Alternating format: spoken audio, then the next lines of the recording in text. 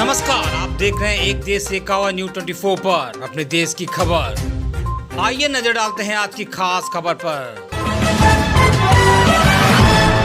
प्रधानमंत्री नरेंद्र मोदी ने बुधवार को पूर्वांचल के दूसरे international airport Kushinagar international airport की सौगात दी।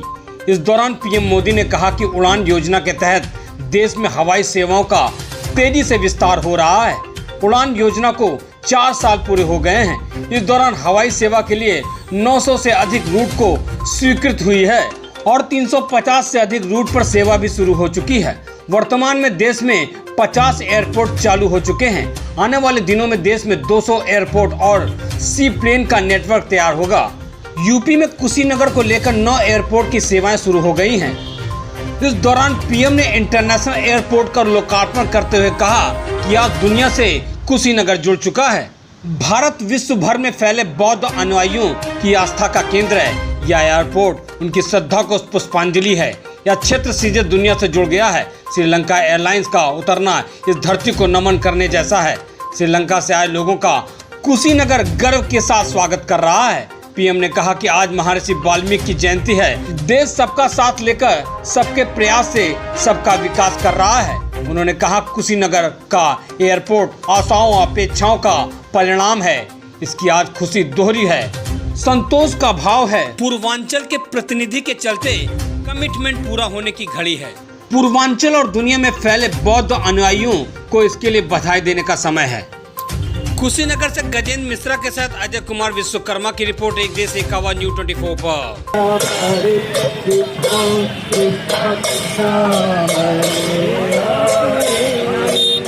नेताजी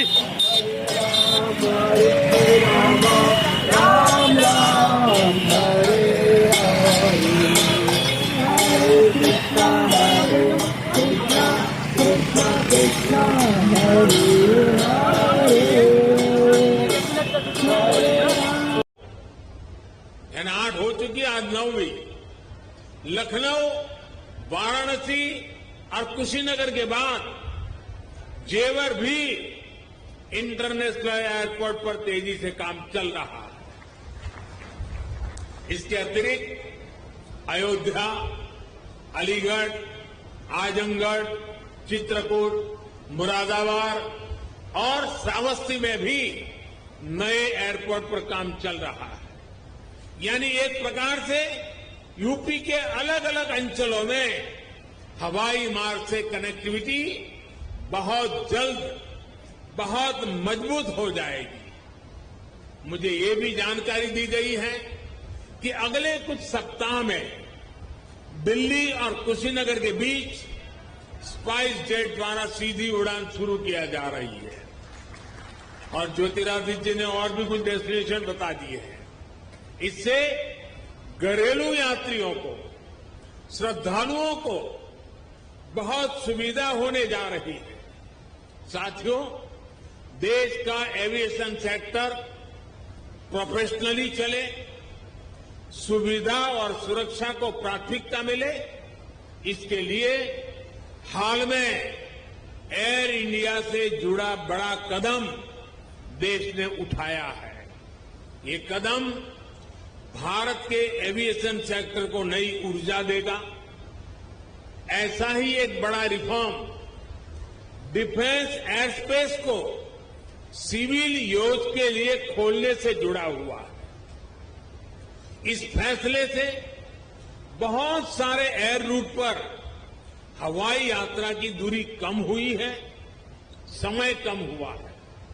भारत के युवाओं को यही बेहतर ट्रेनिंग मिले, इसके लिए देश के 5 एयरपोर्ट्स में 8 नई फ्लाइंग एकेडमी स्थापित करने की भी प्रक्रिया शुरू की गई है।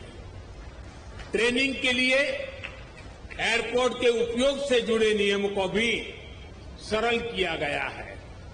भारत द्वारा हाल में बनाई गई ड्रोन नीति भी देश में कृषि से लेकर स्वास्थ्य तक, डिजास्टर मैनेजमेंट से लेकर के डिफेंस तक जीवन को बदलने वाली है। ड्रोन की मैन्युफैक्चरिंग से लेकर ड्रोन फ्लाइंग से जुड़ा ट्रेन मैन पावर तैयार करने के लिए अब भारत में पूरा एक इकोसिस्टम विकसित किया जा रहा है। देश और दुनिया की खबरों को देखने के लिए देखते रहे एक देश एक आवाज न्यूज़ 24 पर अपने देश की खबर।